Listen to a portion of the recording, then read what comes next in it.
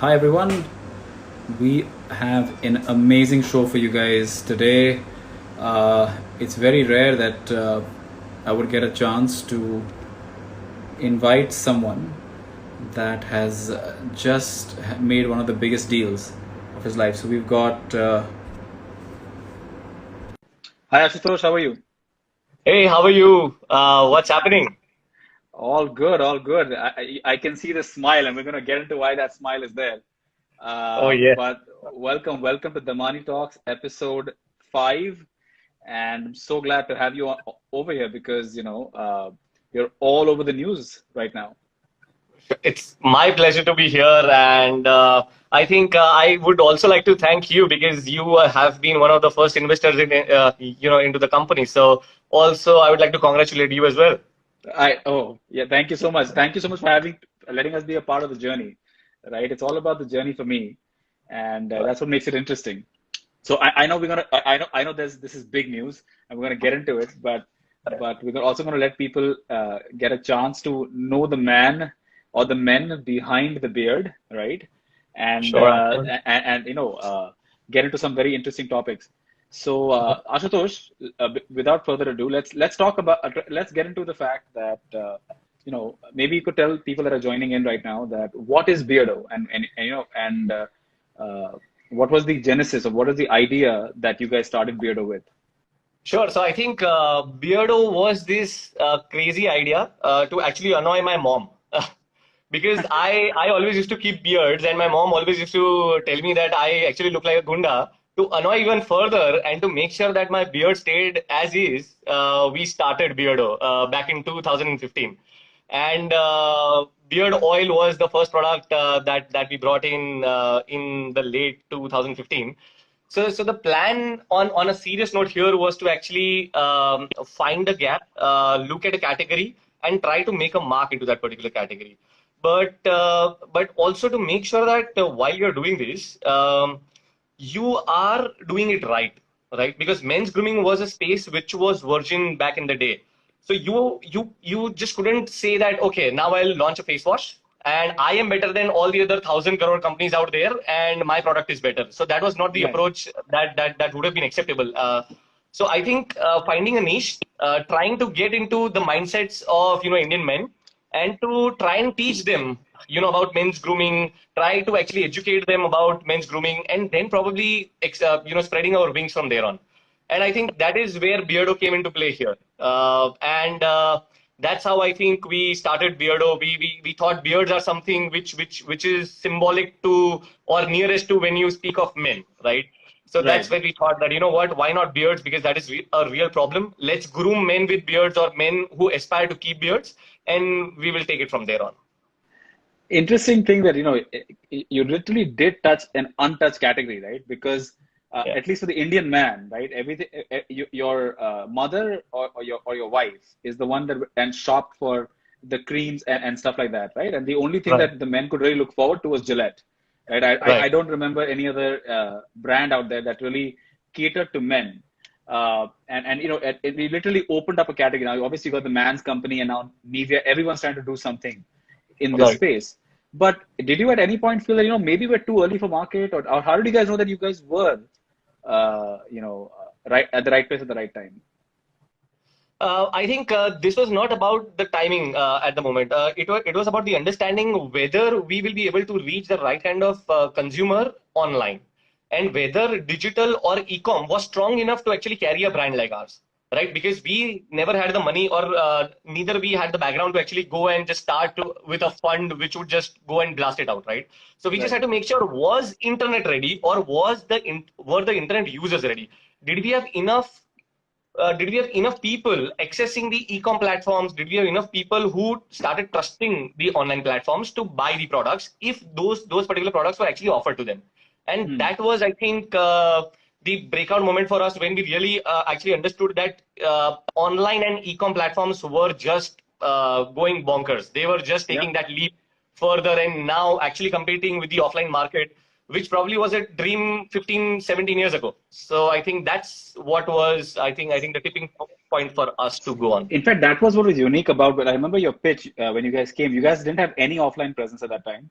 Everything Yeah. was online. And I think Right. some of the people were really concerned about the fact that how are you going to sell everything online? But Right. honestly, I was really excited because I had seen such plays in the US and they did very well.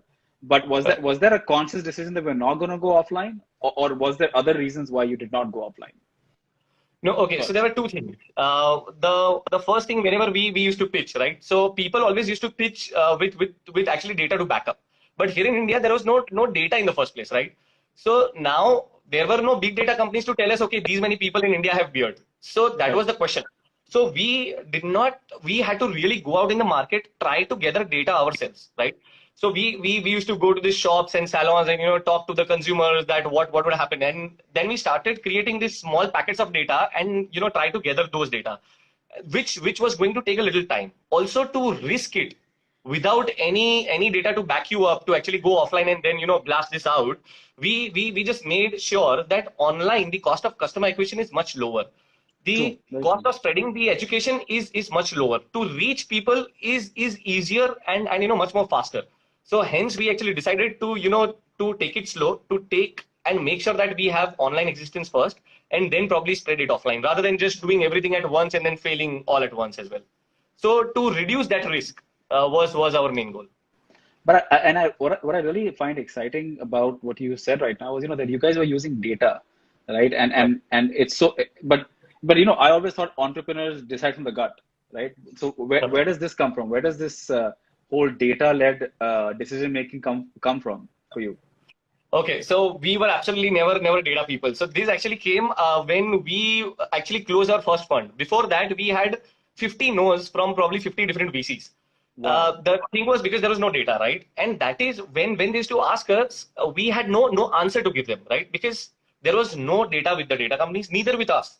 So that's when we realized that how important data is to actually close funding. Because if we don't close funding, we will be just another company out there who is trying to do something, but probably doing it okay, or not doing as it is supposed to be done. And we had realized it early on, and that's the reason the data factor actually came into play for us. Wow. And it's such sage advice. If any, and there's so many entrepreneurs over here that when you're pitching to investors, whether it is a fund or angels, so important to have your data there and data be accurate. It could be small, but it should be accurate. Oh, But so tell me a little bit about how did you and Priyank meet up? I know you guys are amazing friends. We've hung out for an afternoon together. oh yes, But yes. how did you guys meet up? Did you guys decide the idea? Because how Oh did it yes, come up? yes. So we used to be. So we were actually became friends in college when we used to Okay. probably just go out, hang out together, bunk the classes, and so we were those kind of friends who did not used to go to college together, but they used to go to the college gate and probably back out from there and probably go watch a movie, or probably go probably hang out and bunk and probably just hang out with friends and stuff like that. So, and I think those are the kind of friendships that actually build back in the day, right? Now, as and when you grow, right, as and when you start your professional life, I think such kind of friendships are really less or really hard to find. So I True. think that trust, that bonding, which is being made at that point of time is really strong, and that's what you call a bro, right? So at night probably call and you lie to your family that I was out at his place, and if I just give him a call ad hoc and ask them, was I at your place, the answer would be yes. So that's the kind of bonding that we had, and that's how we Or you just left. Right? You just left. right, yeah, or I just left, absolutely. So yeah, so I think that is so that's how it was, and I think both of us actually came from a little money, right? So money was never our driving factor. It was always to create something new, always to make sure that we create a name for ourselves, and also create something valuable in the market which people would probably remember us by. And I think that common driving factor was very important for us to start something of our own. And I think that is one of the bigger reasons why most of the partnerships really break in the start. कि Hmm. भाई पैसे का क्या हुआ? What happened with the money? Why this? Why that? We never questioned each other when it came to money matters. I think that was also one of our bases where the things really went smooth. Uh, and the trust to make sure that because work is like a marriage, like partnership, because Very you true. spend more time with the partner than you are actually with your family, right? So Guys, that this is trust so level. important. Anybody listening, please go ahead because most people don't Yeah. understand how important having trust and knowing your co-founder is. So like you were saying. Yeah. Yeah, absolutely. So when I used to come back home, right, after probably a 10, 12, 14-hour day at work in the start, right? So my mom will be like, "Arey, abhi to office jaake aaya, ab to Priyanka phone chhod." I was like, this does not end, right? Till I sleep, Yep. and from the time I wake up, there are 10,000 things that has to be done. 5,000 he has to do, 5,000 I have to manage. So this will go on, and they used to get agitated कि भाई एक काम कर, तुम लोग साथ में रह लो. That was a kind of क्योंकि तुम या तो तू उसको बोल इधर आके रह ले या तो you go there, and even the wives would get irritated. They are like, what is happening? We don't really understand, because uh, if this much time you would give to me, I would probably become the most loving wife or the most loving mother or the most loving father you would have ever seen. But so yeah, so I think yeah, Yeah, so for all the wives out there, right? uh, The bromance, or the co-founder romance is very, very important, right? Uh, absolutely, absolutely, I think but obviously, hanging out with you guys, I also felt there was that besides the fact that you guys obviously trusted each other, there was a very strong bond between both of you right, guys, right? I never found that that he would step over anything you said, or you would step over anything he said, and yeah, I'm sure that within closed doors, you guys would fight like animals, and I've done that with my co-founders in the past, but oh yeah. it really was like to the outside world, you guys were one unit. And I think that played a very big role in the way Beardo was built. Oh, absolutely, absolutely. I think it has to be an unspoken rule. I mean, between partners, between friends, between brothers, or whoever you are. Maybe it's a he or a she or whosoever it is, right? When you're working together, it is absolutely important to respect each other enough that even if the other person is wrong, you still end up backing that other person, and Yep. making sure that his word stands strong. So basically, it's you guys against the world.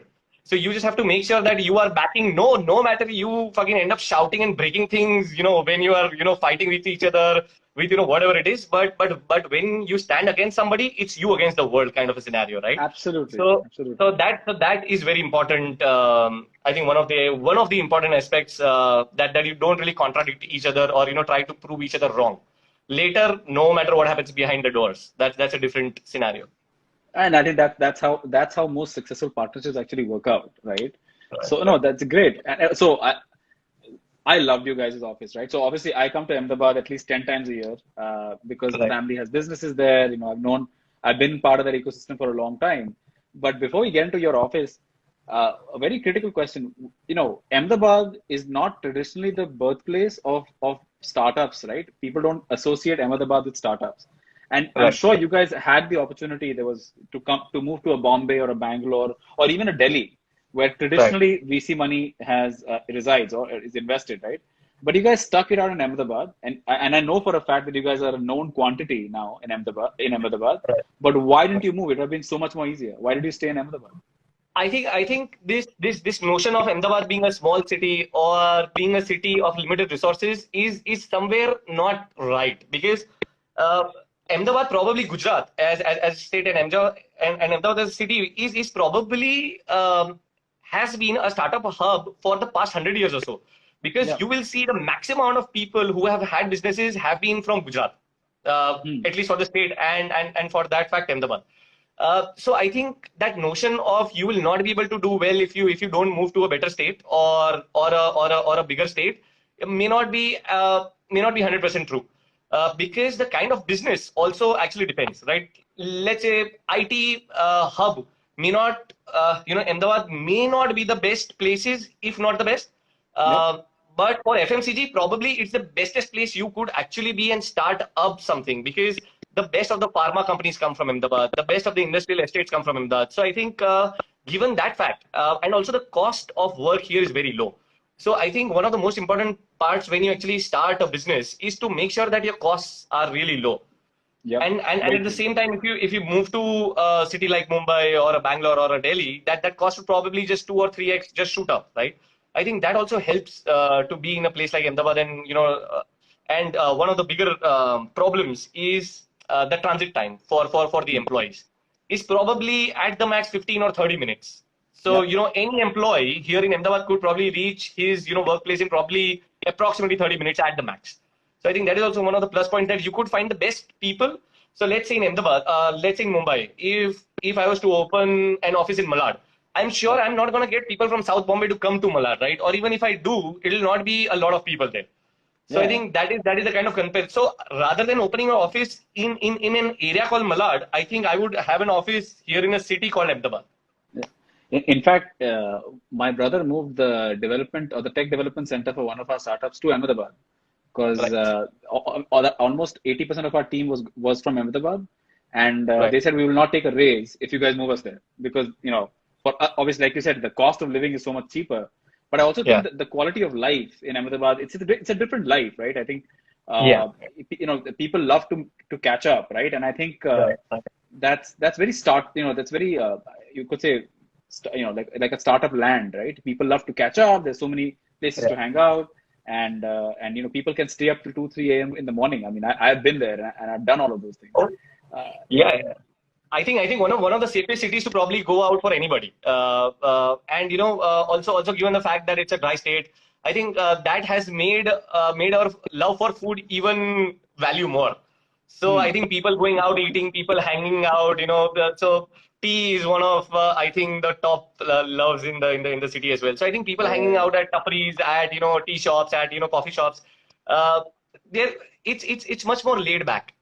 Hmm. But at the same time, I think that also gives a lot of clarity about a lot of other things, because you have a lot more time which you would have otherwise spent in let's say in traffic or in transit time or doing something else. That free time is probably what people are using to create very, I would say, successful businesses. I think that's how I would look at it.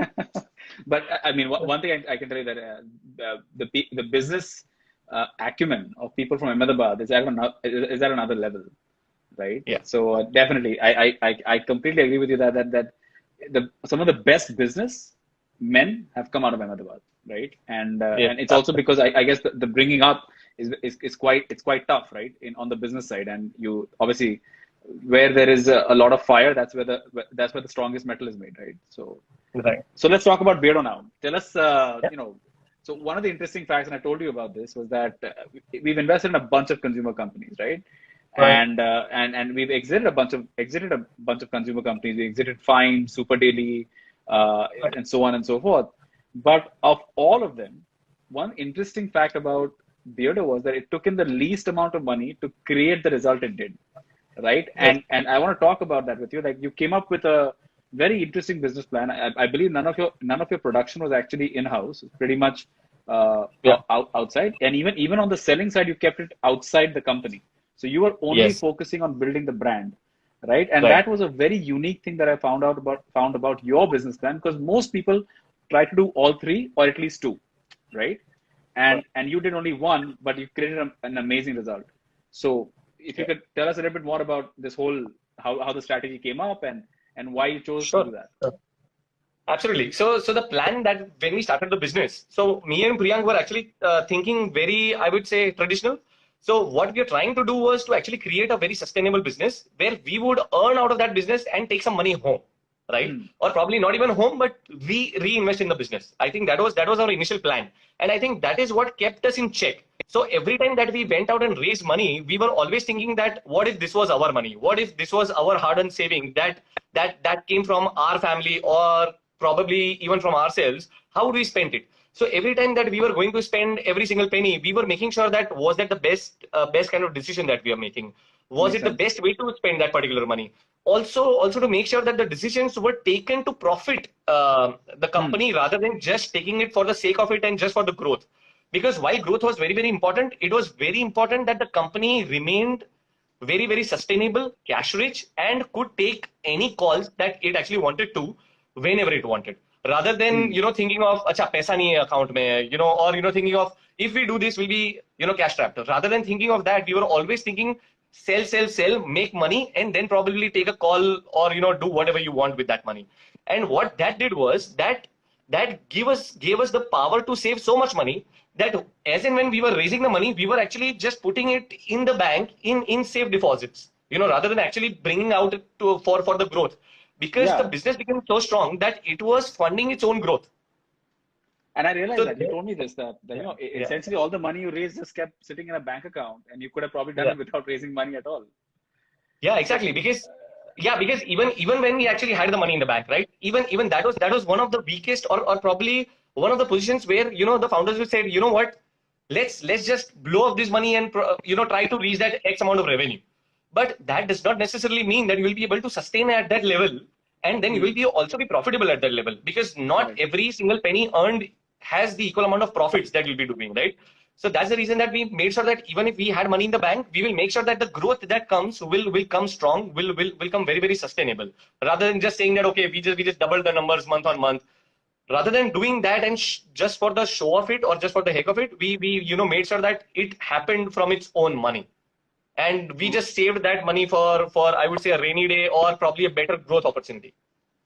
And what's interesting, you said that, if you could grow 100% month to month, but what I know is that Beardo, I think we were invested in it for about 32, 33 months altogether, and Right, you guys grew 40x in that time. So you right. essentially grew 1x for every month that we were invested. So, Yeah, but without actually burning the money, right? You were actually using the money in a yeah, very correct. in judicious manner.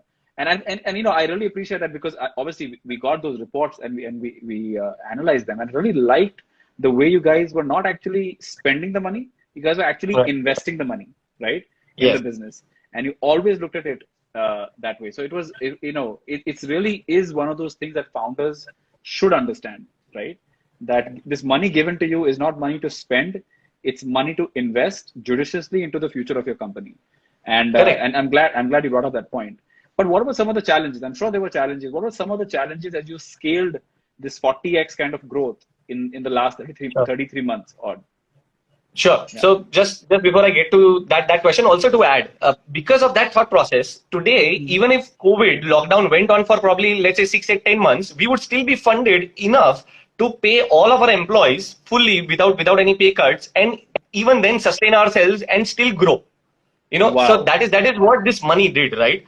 So when today, when the lockdown actually started bringing out panic into people and into startups. Okay, what happens, what if we are not able to raise the next round within the next 3 months? Because people have monies in the bank for 3, 6, 10 months, but the money that we had was enough to probably sustain ourselves for the next whole year, without Right, doing right. anything. so Hmm. so I think this is what we always had in our minds, even though we were not hoping for a pandemic to come around, but it did, right? And this was the unexpected what we were saving for, and I think we have been proven right, because back at looking probably a year ago, there were a lot of consultants coming to us. Why are you saving this money? This is money for Hmm. growth. You should just blow it off. You should just get the maximum number because you are looking to exit the company. I said, no, that is not why we raise money. We raise money so that when we sell the company, that company remains and actually remembers us for the rest of its entire lifetime. So that's what I actually wanted to say. That see, this happened, right? Even when nobody planned it.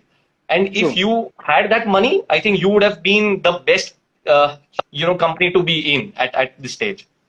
But anyways, In yeah, fact, what I realize is that, having gross profits is so important, right? Because you can yeah, always cut whatever's below the line, right? And right, and you can take care of that. I mean, obviously, if I always put marketing costs in my gross costs, right? But when a company does not have gross profits, right? When you're right. selling things below the cost you're buying them for, pandemics will wipe you out, right? And That and is I a think, disaster. yeah, and I know you guys had amazing margins, right? So that definitely, had its role to play in essentially giving you consumer capital to invest back into your Yes, company.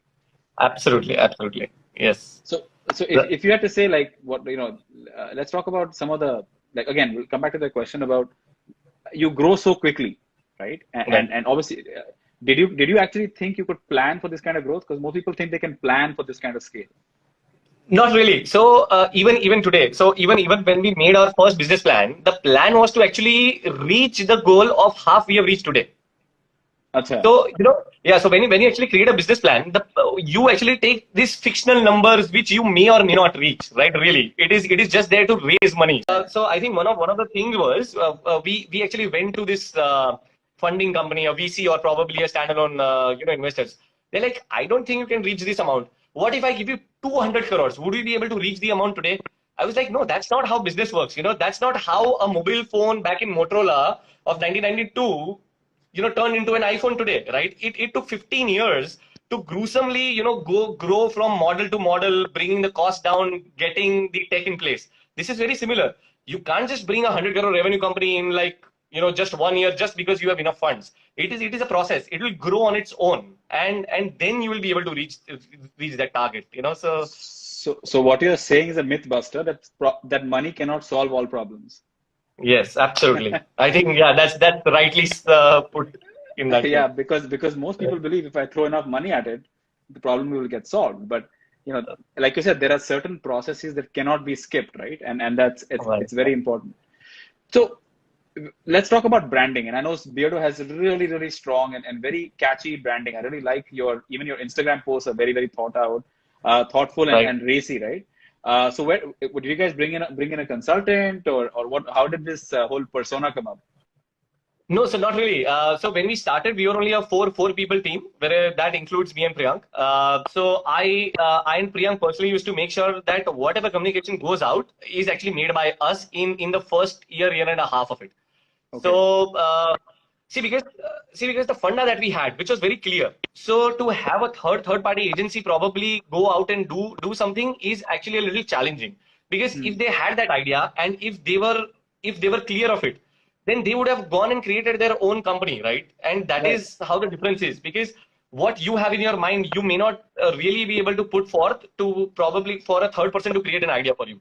So for the first probably 12, 16, 18 months, we had a friend of ours from Bombay who used to manage our social media, and we used Okay. to work closely at each and every post which was going out there. We were very clear on one thing, which was the communication part. How do we reach the men or the male audience of India? Hmm. What is the core focus? What language do they understand? And how do we really communicate and reach to their mind and hearts? And make a point of what we are trying to do. And that's the reason that you will not see a product post for the first probably 1 in a 10 post or 1 in a 20 post would be something about a product. Hmm. Rest was all about how or what being a man is, what does it stand for. Let's break the taboo of men not crying, of men not being emotional, or a man cannot feel pain, and all of those standard points always were there. But we also had to be careful, right? Because you can't just break in. You have to dig small holes to weaken that glass and then break it, rather than just shooting at it. So we just had to make sure that while we are doing this, we were also not hurting the emotions, right? Makes sense. And Yeah. yeah, and I think that has been our language, which has been a very strong, very to the point, but also at sometimes a little naughty, a little strong at times. Just to No, I, like l- see, like the smile came onto your face because I exactly know what you're thinking right now, because that's how we yeah. have grown, right? So I Yeah. think that is what we are trying to scratch the surface when we are trying to speak to our consumers. And I think what I like about that, about what your brand says is, it's actually a persona that you guys have created, which may not be your own persona, but you've created Right. actually an individual, which is a brand away from yourself. And Yeah. and in fact, I think the hallmark of your brand of founderism or brand of entrepreneurship has always been, and I've always felt it, is that you guys are two people and Beardo is its own company, right? Yes. And Beardo is not us, and we are not Beardo, right? Right. And it's very rare to find that because most people get very emotionally involved and they forget that the company is an entity by itself, and you are not the company, and neither is the company you. So Right. where did this thought So originate for correct. you? So you are on point there. That's a very good point that you raised. So what happens normally is people try to probably pass on what they have learned into the company and try to form that company or shape that company of what they know. What Hmm. we were trying to do is we were trying to create a persona of itself, right? So we were trying to create and give Beardo a synonym, that a person can be a Beardo even if he does not have beard, if he Hmm. is if he is a Beardo by heart. So we were trying to define or give Beardo a personality by giving it principles, by giving it some rules, by giving it saying that, okay, if you were a Beardo, you would do this. Even though I wouldn't do it, but I would want a Beardo to do it. So we were trying to create a persona for Beardo, like Beardo was a superhuman being with some special powers, right? Right. Which it would go and solve, which would solve some problems, which girls would look at, right? Or probably even guys who actually like guys, and probably look at them and say, like, this is the guy that I would want to date, or this is the guy that I want to become. And Yeah. that was the kind of communication that we are trying to do. And at the same time, we were trying to keep it a little stronger, that this is that macho kind of a personality, but also has this traits of being gentle, also has this trait of being understanding, but also very, very authoritative at, when the time comes. And that's how a Beardo today is given. So even if you probably look what or who is a Beardo, you would have synonyms to it, or you will have like explanation into the Urban Dictionary. So we were not creating a brand, we were actually creating a personality, which everybody has. They just have to Yep. bring it out. So that was the kind of communication that we are trying to give. In fact, interestingly, you also brought on board Sunil Shetty, right, as a brand Yeah. ambassador, right? And Right. I believe, Right. I'm not sure, but I believe he's an investor also in the Yes. company. Yes. Yes. And at that time, he had a beard. I remember, like it was like a huge, like I mean, Right. I mean, it's bigger than your beard actually, if Yeah. I'm Yeah. not wrong. At So what at the happened there? time. How do you, if let's say there's a founder out here right now, and he's like, I would love to get someone like a Sunil Shetty, right, Right. to endorse my brand. So how Yeah. does a company from Ahmedabad, right, unknown brand Right. at that time, unknown founders, right, not no Right. big fund backing them, Right. ropes in a guy like Sunil Shetty, right? I mean, who's Right. well connected. How does that happen? And what's Right. your So there advice? is, How could someone else yeah. make it happen? So there is a, okay. So this is a short story with some luck in it too. So what happened was, all right. So here we were thinking about what do we mean by Beardo? What does it stand for? Who do you actually, when you close your eyes and let's say there is this darbar, there is this big kingdom with Hmm. this big palace, who runs the who probably runs the entire world, right? What do you want that guy to look like? Would the guy have beard? Would that guy have a personality, or would it be this chocolatey, lovely, shaven boy with a beautiful crown? You would want this guy who looks very strong. You would want this person to probably say something with his eyes, without saying stuff. Who he would be giving orders. That's the kind of personality that Beardo wanted to become, and that's one of the questions. Why Sunil Shetty was Yeah. one of the very, very first questions came into mind. I was like, I see Sunil Shetty speaking with his eyes, with his persona, right? And that's when I actually asked my PR person at the time to reach out to Sunil Shetty. I was like, dude, this is crazy. You are nobodies. How can you just have somebody and pitch an idea and have them invested into the company without paying them, right? And probably asking money from them. I mean, that's crazy. Nobody's gonna listen to you. I was Understand. like, Yeah. just do it, okay? Just try to reach out to his assistant. Try to reach out to his office. Just get me a meeting with Sunil Shetty. So we tried, we sent hampers and stuff like this.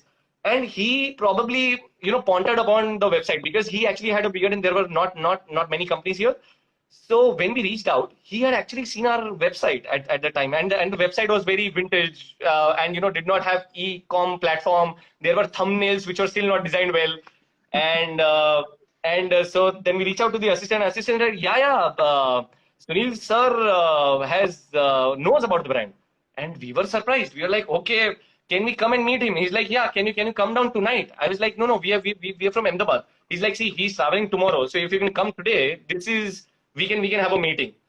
We just took off the next flight. We did not change clothes. We did not do nothing. We did not get ready. We did not get groomed. And here we were going to meet a Bollywood star for the first time in our lives to talk business. And you were there to impress.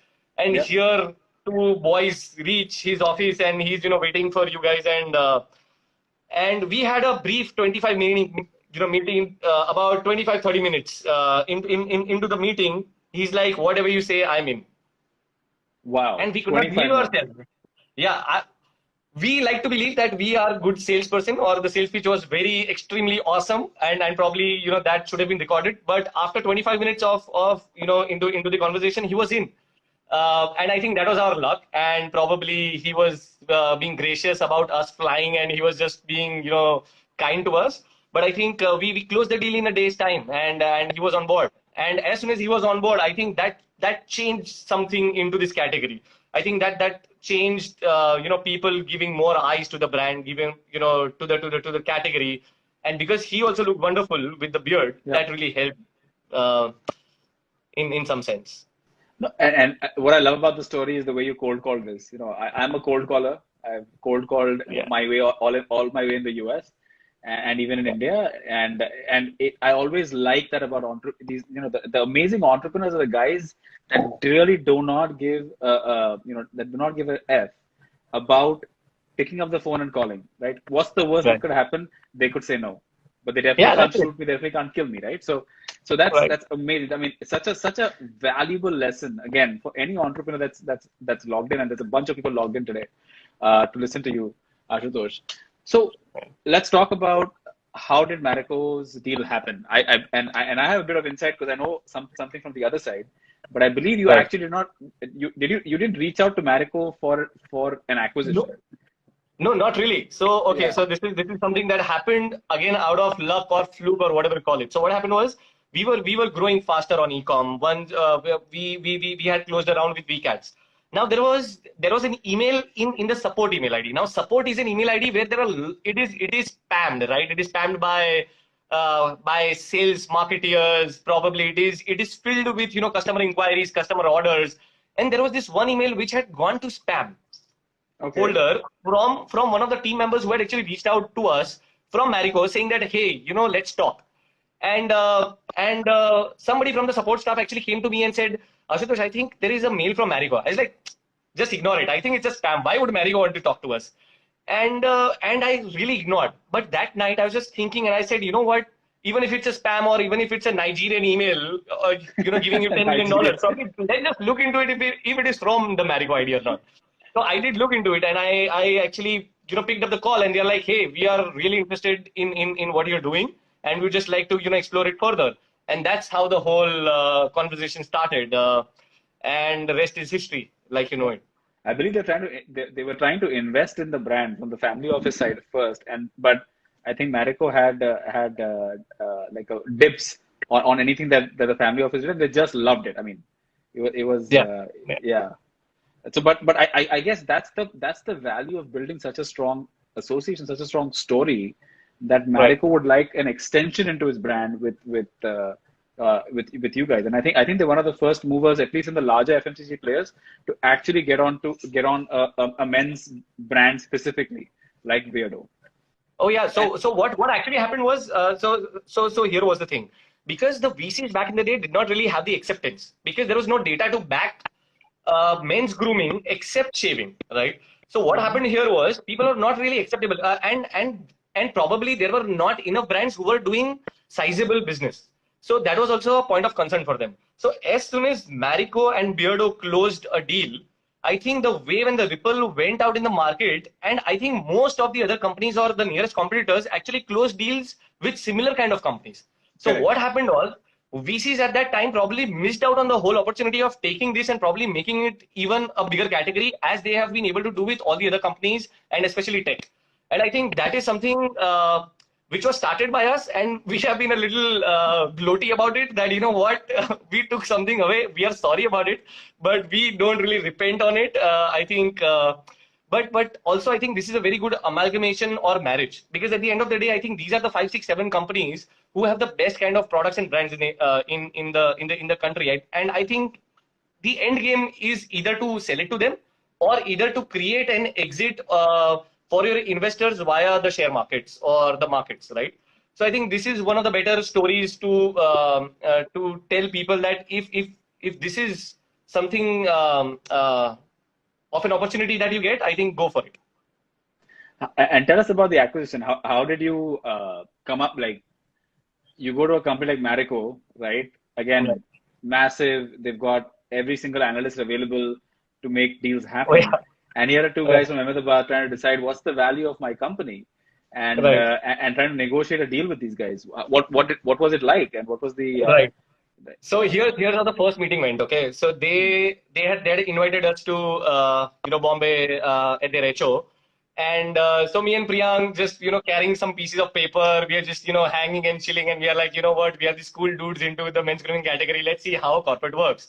And we enter this gigantic room of people, and I thought probably we are into a classroom or a conference room which we are not supposed to be in, and there is an army of people sitting right opposite to us, and here we are trying to find a space of which would be the right chair to sit in, because you are now going to probably face the army of 10 people or eight people sitting there trying to ask you questions, trying to understand the business. And here we are, okay, but should we choose the first seat or the middle one?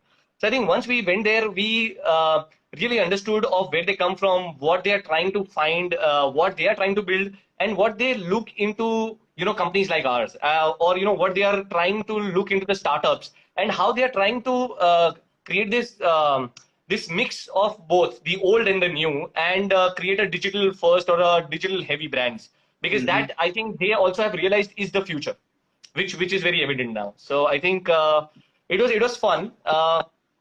While there were a lot of technical terms which we had heard for the first time, I think the next time I actually went with this guy who was very, I think, known or learned into the technical terms, and Okay. even he was not able to probably, because he was also a friend, right? So he's like, you know what? He was studying law, and he's like, I will, I'll manage. Don't worry about it. I will. And as soon as he also got in, he also started. He brought these big books with him, and he was like, okay, wait.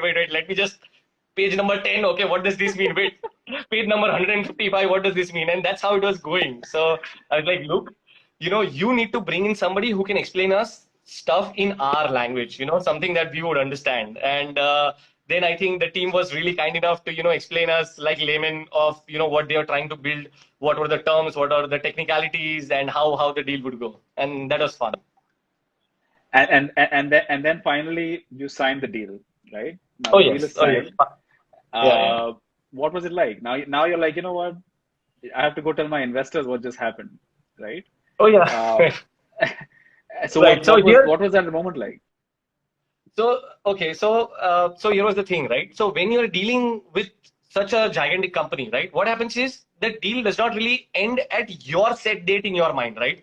Because we have always been कि 10 तारीख तक पता ना है. So we want to close this particular deal by 10th, right? For an example, that does not happen. That's world does not work as per your timetable, right? So Right. this is to take a long time. So I really got agitated at one point when I really called them up and said, look, if you don't finish the deal by this date, we don't want to do it. And then I realized probably this is not how you approach, a corporate. So I have to call them back. I'm like, look, sorry, but I have not really dealt with so much prolonging things. So that's when I realized that I told him, okay, let's look at this as an exam. Let's set an exam date. No matter what, you have to give it. No Right. matter how many documents are pending or how many complaints are pending, let's just close it, because we cannot just keep doing this on and on, because we are a startup. We may not have done everything perfectly, right? So there will be some misses when it comes to compliances, or when it comes to some kind of a documentation. So they were like, okay, agreed. And they were also once again supportive enough to say, okay, let's set a date and let's get this done with. Otherwise, Perfect. I Yeah. think the closure of the deal would have gone for another couple of months, I'm sure. And I think So yeah, so that was very impressive about the whole exit with you all was that we actually had to do no effort at all. It's one of those rare, again, just like Harsh, who came for the first episode of the Money Talks, find very rare where, like the investors just like, okay, ठीक है, you guys are managing it, we're getting right, information on time, and I have to do right, no follow up at all, right? And I right, think that right, really speaks volumes about the way you guys really think about your investors, right? And right, and and really, I'm really glad that we were part of this entire thing, because something for other founders to really understand is that at exit, the most important thing is also communication back to your investors, right? Because they don't know what's right, happening unless you want 35 people showing up into the boardroom and each right, negotiating for their own shareholding, right? right, It's right. your responsibility to represent everyone and make sure that everybody gets their fair share. Absolutely, on point there. I think it is very important and very very imperative when you take somebody's money, right? You are taking somebody's hard-earned money, so it is your responsibility to do right by them. It is Yeah. very very important that you keep your interest at the second position, and you prioritize their returns first. And that is the reason when we were actually talking to them, we were trying to make sure that all of our other investors are very very comforted, are okay with the deal, and we also made sure that they were the first ones to actually also get the money after the exit, and we were the last ones to actually get the money. We wanted to make sure that all of our investors are happy, they were informed, and we also made it a point that we always spoke to few of the investors so that they would spread the word of everything is running fine. We always spoke to few of them probably once a month to just give them an update, and even Yeah. if there was no update, just to inform them of what is happening in the market, how we are doing, and you should not really worry, because your Worry. money is in Yeah. safe hands, and we are only going to multiply it for you. So you just sit back, relax, enjoy the journey, and just tell people that you have invested in this company. That makes you proud. That's the kind of feeling that we wanted to pass on. And honestly, we did sit back, relax, and enjoy the journey. I think Right. one of the rare cases where Artha wasn't heavily involved, and but really enjoyed obviously the journey and also the exit. So let's see, we've obviously, like I told you in the pre-call, that we're going to end up probably getting into a situation where we're running out of time. But Marico's acquisition is now done, right? You're no Yeah. longer. There was a question that will Beardo now run independently, or is Marico taking over? No, From so Karan Beardo has. Agarwal. Yeah, hi There's a Karan, how question are from you? Karan. I hope you're staying safe. All right, so here's the answer to the question. So only me and Priyank have really moved out of the company. So the core essence, which actually comes from the team, right? It is the team which has created the business and where we are today, right? So it is just the management which has changed. I think all the people in the team are as is, and they are still going to work from Ahmedabad. And while Z Lifestyle Private Limited, the holding firm of Beardo, has been acquired 100% and fully by Marico, the operations will still remain separate, and they would still work as Beardo would from the same office with the same kind of passion. So I think a lot of it would remain very very same. I think, and we are always around, right, to help or to support or to give a crazy ideas even if they don't need it. So yeah, we are always there to push ourselves on to them sometimes whenever needed. No, that's amazing. So now you're starting off with a clean fresh slate. I believe you're now looking at also starting to invest into other founders. Oh yes, we absolutely are. We believe in this ecosystem where startup and the promoters earn money and give back to that particular ecosystem, and create that cycle of funds where all the startups who actually deserve the money really end up getting it, rather than not surviving rough or bad patches in the business. So I think that is what we are really trying to do. We are now trying to find or look into certain startups where we can really support, and we can also give them insights from what we have learned, and also tell them to probably stay away from certain mistakes that we have made in the past, Hmm. and also to do right by their investors and right by the business and stay focused rather than going here and there, and worrying about the money bit, basically. Hopefully, you'll teach them more about the things you've done right, because there was very few things you Yeah. did do wrong, right? So, no, and so let's talk about, we've got a few minutes before we can get into rapid fire. But by the way, if anybody has a question, please go ahead and put the question in the comment section, and I will take it up with Ashutosh. But what kind of startups are you looking into? If today there's a founder out there wondering whether he should approach you, what Sure. would be the reason they should? Like Right. I what think would they need to have? sure. Yeah. I think we are very open to any startups into the FMCG space, because we have our specialty into the FMCG, and especially into digital and branding. So any startup out there who is into product and who is trying to sell their product or struggling with selling their products on e-commerce platforms, or struggling or probably trying to learn how to reach out the consumer or how to educate the consumers via the digital platforms. I think those are the kind of startups who are into this space and who are trying to grow. And they have done the toughest bit is to actually execute, because people Yeah. really have ideas, right? That the toughest bit is to actually take that step, take that first leap of faith and executing that idea, and trying to shape or trying to give it a shape. And I think True. that's where we can come in and close that loop for them, and help them through the process. So I got a question from Jitu, like, is there a niche or category you're interested to invest in? You said FMCG, but is there a niche beyond that you're looking at? Yes, absolutely. I think we are looking into beauty. Women and beauty is one of the spaces that have always has really acted like a magnet to us, because I think we see a big potential in it, and India is still starting. It's still nascent into the beauty space, and there are a lot of gaps. There are a lot of things that we can fill, and that is also a danger to people like us, because our mind really does not stop, and we want to do everything. But it is very important that you probably take a breather and stop yourself and see into spaces. But beauty is definitely one of them. Skincare would be one of the important ones, and health and nutrition is the Hmm. second space that we are looking into, because while the pandemic has really given us or enlightened us with this information of how important your health, your sense of immunity, your how fit you are, how important that is, and how important it is to intake the right kind of amount of vitamin, proteins, and all the other necessary I would say multivitamins. I think nutrition would act as one of the big drivers for the future. Probably in the next 5 years, it would be one of the bigger categories. Wow. Great. And if someone wants to approach you, how should they approach you?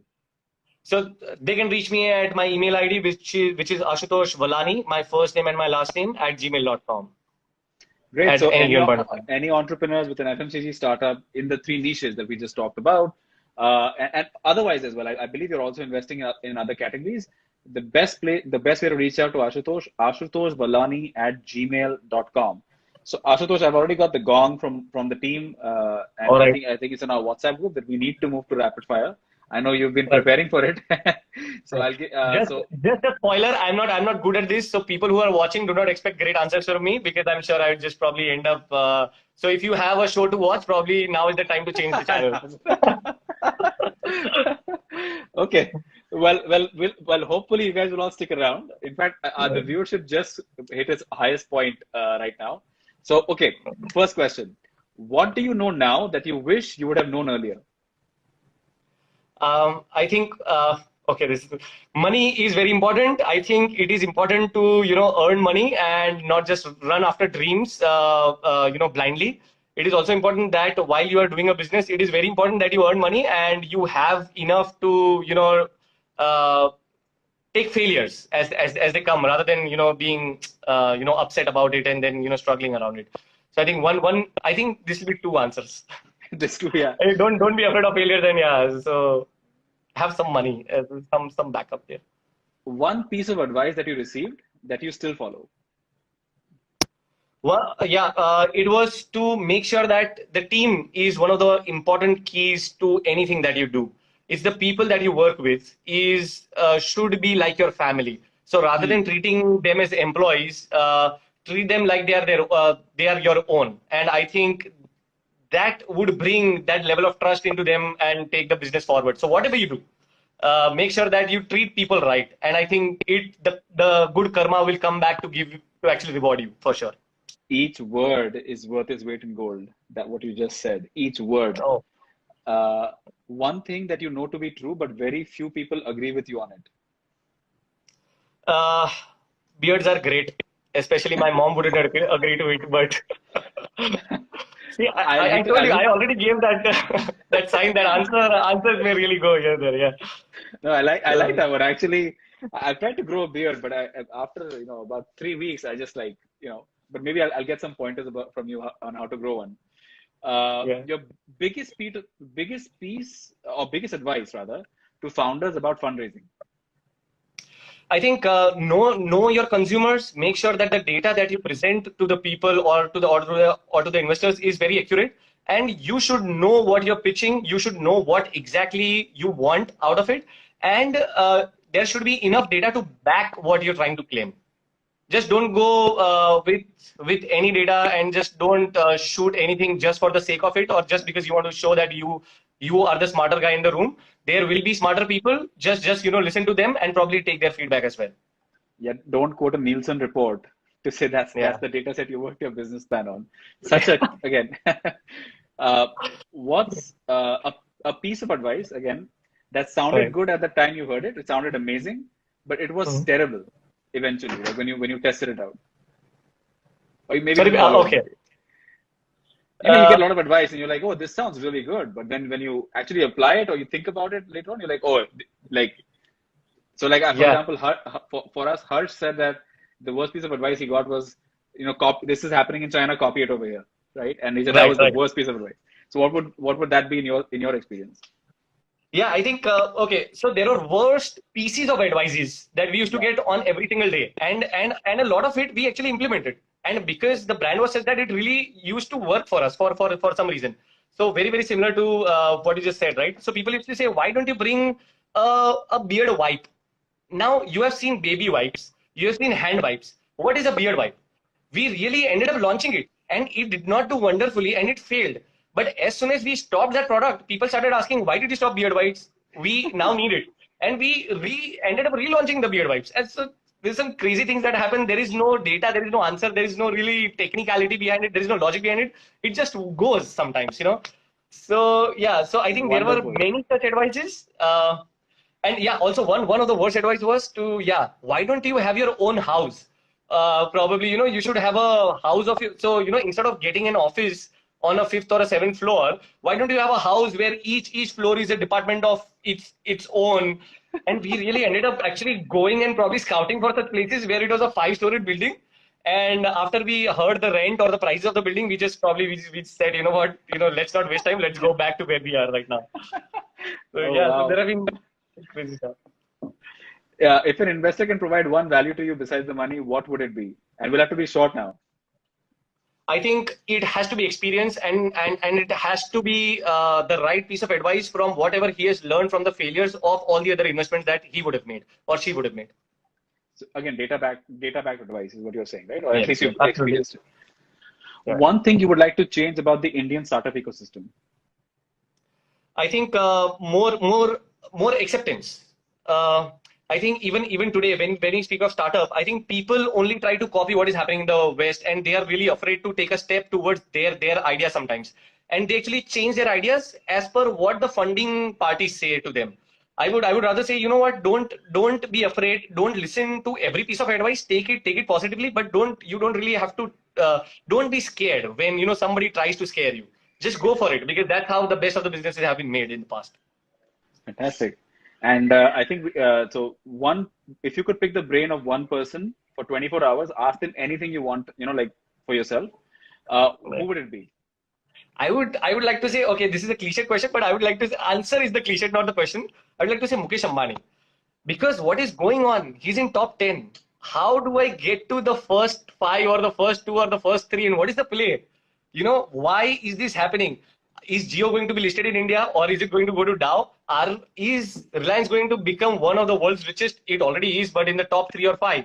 What is happening right now? Uh, How are you targeting Bezos, and how are you targeting the Buffets and the Bill Gates, and how are we going to beat them? I think that is the kind of question that I would probably want to ask and pick brains. If Tell me someone from more. Reliance is listening in, we've got a very interesting question from an amazing entrepreneur. Last question, and then I've got one more audience question I can take. A blog Sure. that you follow, because that's what you say you follow blogs. A Yeah, yeah. blog that you follow and why? Yeah. I think I used to follow this business entrepreneurs blog, which was long time ago. But I think after that I really stopped reading, because I have never been a very good reader. I almost failed my class 10th exam, because again I used to feel I used to like sleep while I was reading books. Now I'm more of a watcher, and I binge watch documentaries and shows. One of my favorite documentaries is World War II, and how it really went out, and the ones with the actual footages from back in the day. So I think that is, and I think one of the favorite parts of that is the Valkyrie operation that really Oh yeah, went yeah, in, wow. which was, I think that is one of the most interesting Great stories. movie too. Great movie. Yeah. Great movie too. Valkyrie. Yes, yes. So we'll take one question. We exactly have 1 minute and 40 seconds to go.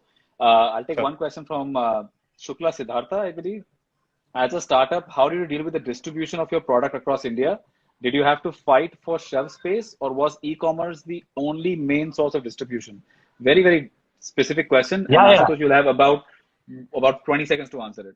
Yeah. Hi, Shukla Sudha. I hope you're safe. Yes, it was a struggle. I think we faced a lot of rejection. We faced a lot of problems, because the distributors wouldn't just take the stocks, because they had not heard of the brand. So we had to really bribe them in a way that by the means of more margins, more of everything.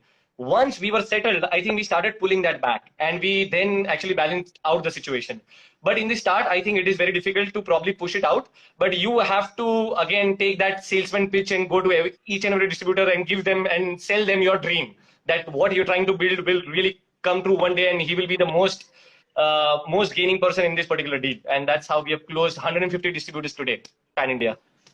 Amazing answer, Ashutosh. That is the end of the interview. Thank you so much. Really, I think it really entertained myself. I know that so was the audience, but I really enjoyed speaking to you. Any final thoughts? We've got about 23 seconds before Instagram shuts us No, off. no, thank you for having me.